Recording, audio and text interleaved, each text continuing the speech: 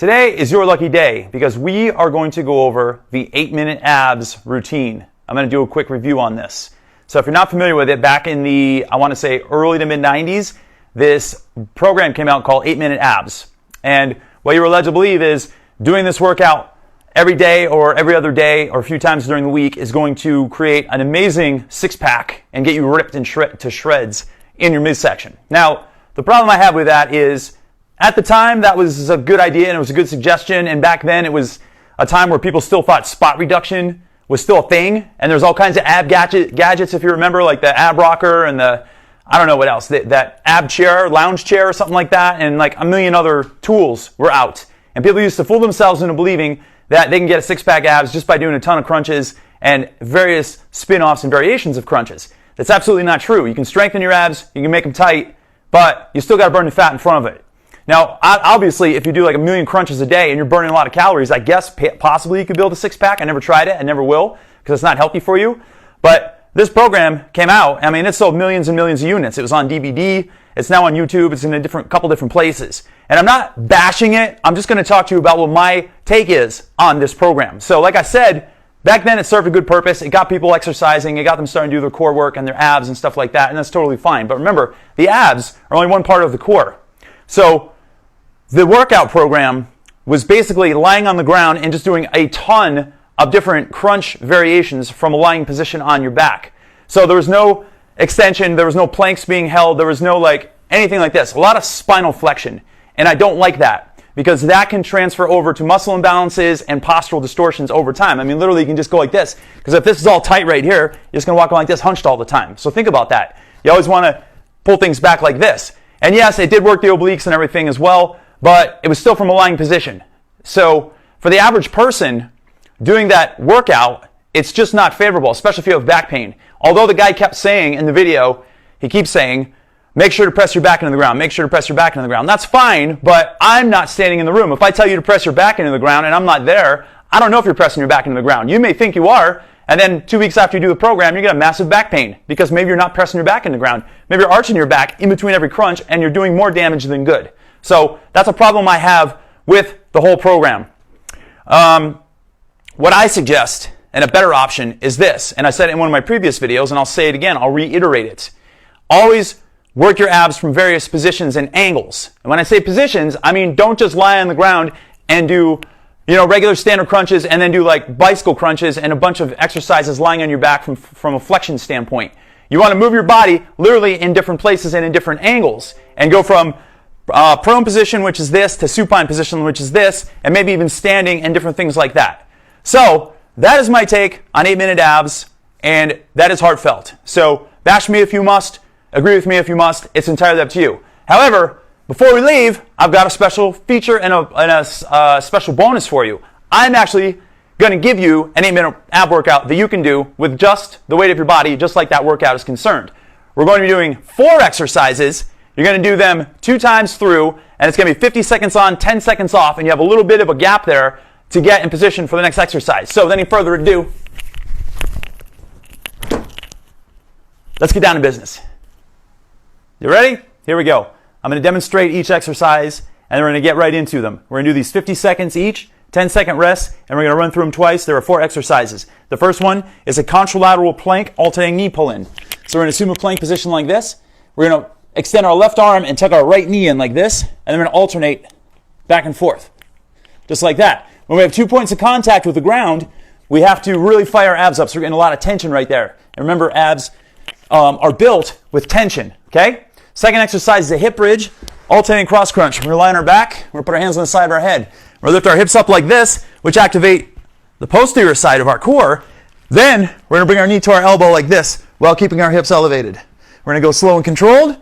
That's exercise number 2, hip bridge, alternating cross crunch. Exercise 3, low plank, alternating hip swivels or hip drops. We're going to come into our forearms. We're going to lift our hips up and we're going to lower them here and lower them here, and we're going to go back and forth. And we want to maintain tight contraction through our abs the whole entire time. Exercise 4, you've got 2 options. Hollow rock, alternating knee pull in, or long lever crunch, alternating knee pull in. It's up to you. The hollow body position is really challenging alone, just like this. So what we're going to do is we're going to rock. So we're going to lift our legs up. We're going to rock forward. And you're going to pull this knee in. Pull this knee in. That's the heavier leaded version. You can also do it this way. Come up. Pull this knee in. Pull this knee in. So you're doing a long lever crunch and alternating knee pull in. And you can do half and half if you want as well. Okay? I'm already tired, and we didn't even start yet. So I got my trusty clock in front of me, which I'm going to eyeball during our workout, so I know exactly what the timing is. Let me just adjust it a little bit so I can have a good visual. Okay, I'm going to start in, let's see, 10 seconds. I'm going to start on the 9, and I'm going to go to the 7. So, you ready? Here we go. 3, 2, 1, let's do it. Alternating contralateral plank, alternating knee pull in. Keep the abs nice and tight, back nice and straight. Nice, even breaths.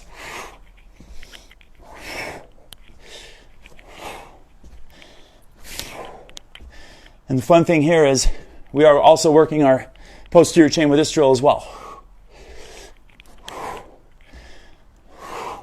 Make sure to breathe. We got 15 seconds to go. I'm already breaking a sweat. Maybe not. Maybe a little. It's a little warm in here. It's a little humid today. 5 seconds. 2, 1. Okay, down we go. 10-second rest. Another thing is I like to take at least short rest breaks in between ab exercises. And we're going to do our hip bridge starting right now. Cross crunches. And we want to go slow and controlled. Remember that. Nothing fast and sloppy and choppy. Nothing ever good came of that. Remember to breathe properly. Exhale on your exertional force. So your exertional force is your crunch right here. How much time do we got? I almost just pulled the muscle looking at the clock. Maybe I positioned it in a bad place. I don't know. Might have to estimate. Keep those hips up. Preferably as nice as high as possible. I think we got about 10 seconds. Yep.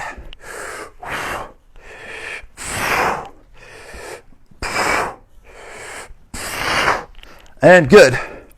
Okay, now we're going to do our plank raise. I'm going to move this over here. Not our plank raises, our plank drops. Here we go. Keep that tension in your abs the whole time. I definitely feel my heart rate going up, I can tell you that much.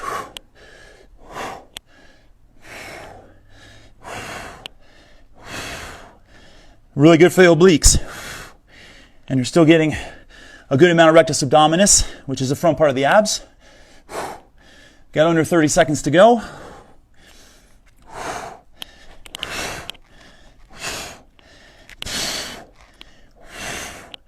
Your hips are just kind of volleying back and forth.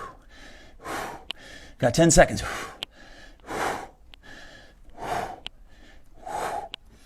5, 4, 3, 2, 1. Okay. Time for the hollow rockers. These are killers, I'll tell you right now, so I might do half and half. Ready? Here we go. Try to keep your arms aligned with your ears if you can the whole time. Your arms probably weigh 10 to 12 pounds each. So never discredit the weight of your limbs for added resistance to any exercise. I also like to put my hands together like this. Makes it a little more challenging. A little less challenging, I mean. It's like a little bit of a variation. We got 20 seconds to go. I'm going to make it all the way through. 10 seconds.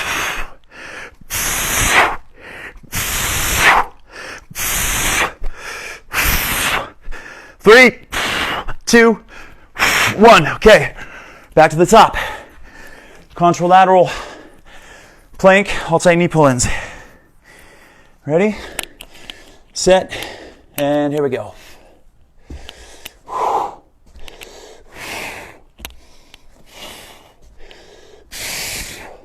Isn't this fun? I'm having fun.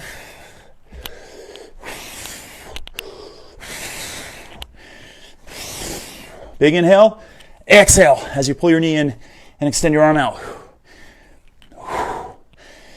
Now I said earlier about spot reduction, and you can't spot reduce the fat in the front of your abs. But since I'm sweating up a storm right now and I definitely feel my heart rate getting up, if you did a circuit like this with, say, 8 exercises similar to this, and you added a couple or a few just plyometric drills in, you can definitely lose the fat, okay?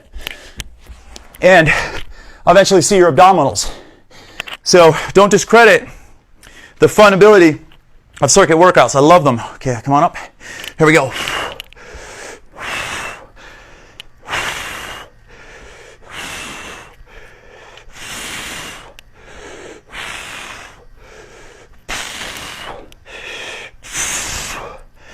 And feel free to touch your elbow to your knee if you got it. And if you ain't got it, then just point your elbow to your knee. And come back and forth. And feel free to mix and match it. If sometimes you have and sometimes you don't, that's great. Otherwise, work to your best ability. Always honor your body. Remember that. We got about 15 seconds to go. 10. I misread the clock.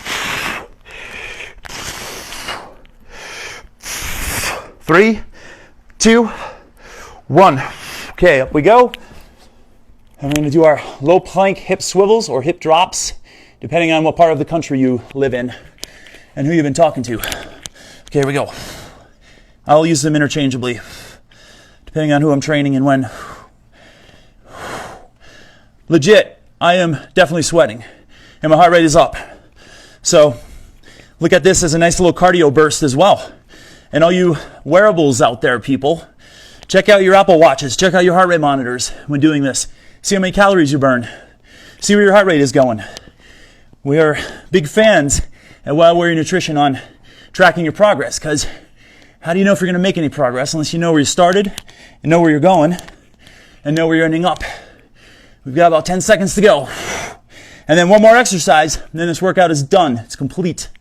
We got 5 seconds. 4, 3, 2, 1. Excellent. 10-second rest. And we'll do our dreaded hollow rock knee pull-ins. Woo! Last exercise. Let's make this a good one. You want to try to do it all with me? Here we go. Knee pull-in. And by the way, this drill right here, this hollow rock, without the knee pull-in, any variation of it, 50 seconds in a row, you are a hoss. I promise you. 20 seconds is usually a pretty good standard that I have clients do. But you go 50, that's a lot of volume, man. If you can do it all with good form, you're going to be in great shape. That's a good sign. We have about 15 seconds. Let's do it. Dig deep here. Abs tight. Keep pushing. Keep pressing. 5 seconds. And done. Holy Betsy. I'm tapping out because I already worked out for about 2 hours today. Catch my breath. Okay, there you go. That's a fun little 8-minute ab routine you can do. I don't know if you can see the sweat on my face, but it's dripping, almost dripping on the floor. So I really got my heart rate up. We focused on all areas of the abs. We also got the core and we got the posterior chain. That, my friends, is how you do an 8-minute ab workout. If you really want to get one done and you're serious about it, give that a spin. I would suggest doing it like every other day, not every single day, because your abs can take a lot more volume and load than some of the other muscle groups because they have a combination of fast and slow twitch muscle fiber. But you still don't want to wear them out because they are muscles as well, and they do need rest. But you can get to a point of adaptation where you can definitely work your abs every other day in a high intensity format. So give that a spin, add that into the end of your workouts, do it in the middle of the day if you need a little movement break, or integrate it in with a nice circuit workout that involves like kettlebell swings, kettlebell snatches, those kind of things, and mix those exercises in, all right?